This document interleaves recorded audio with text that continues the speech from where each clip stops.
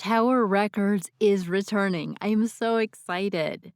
For those of you who don't know, Tower Records was the quintessential music store. They carried vinyl, 8-track, CDs, DVDs, probably reel to reel, beta tapes, VHS tapes, you name it, any format with music, not just music, but even movies that you could even think of. So much history from 1960 till 2006. They had physical stores in 20 different countries and hundreds of stores. And unfortunately, with the digital revolution, they went out of business, but they're returning with an online website, which I hope is going to sell traditional media. I hope we're going back to that. That's what I'm nostalgic for. And I think even a lot of younger people, a lot of the Zoomer generation, are sick and tired of these crappy, tinny MP3 songs on an iPhone. That doesn't even compare to having a classic home stereo system, CD quality music with proper speakers where you can hear the full range of the music.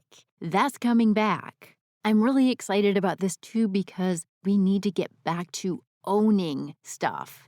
I really hate this new digital way of selling music.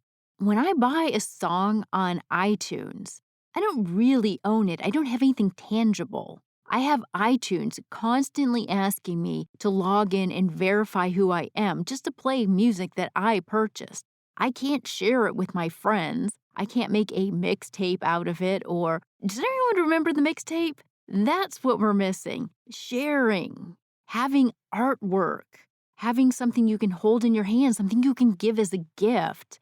Digital just isn't the same. It's not as humanizing. If you think about how going back to caveman days, when you would make a bone flute, someone would make a flute out of a bone, but that was something tangible that you owned, that you could play, that you could pass along, that you could pass around the fire. We don't have that anymore with digital. It's too controlled. We don't have ownership of that. And I hate getting political, but unfortunately, that's the world we live in. We have people like Klaus Schwab of the World Economic Forum who said, "Oh, you're not going to own anything in the future and you're going to be happy about it." No, we will not. We absolutely will not. And we won't be giving up owning stuff. And I'm not talking about consumerism, not mass consumerism and just consume, but just having something tangible. That's what we're getting back to, and I'm so excited. I actually went to Tower Records back in early 2000s, probably maybe even right before it closed in LA, and it was like going to Disneyland. You could spend all day in there.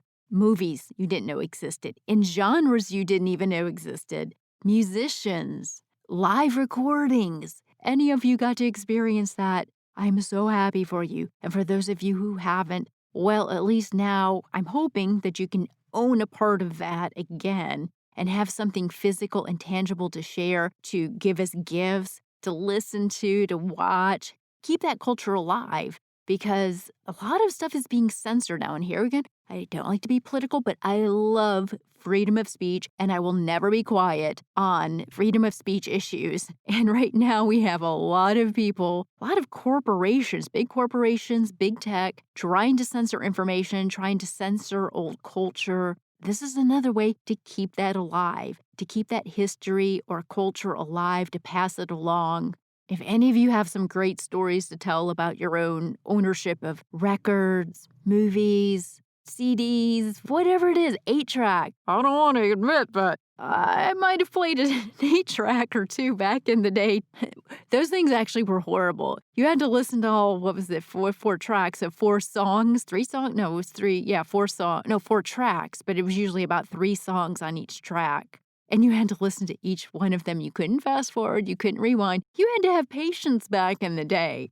Yeah, share any of your stories you've got with some of this old media. And if you're young, if you're a Zoomer, yeah, let me know what you think about all the older technologies. Are we getting back to that, or are we still stuck in this digital age?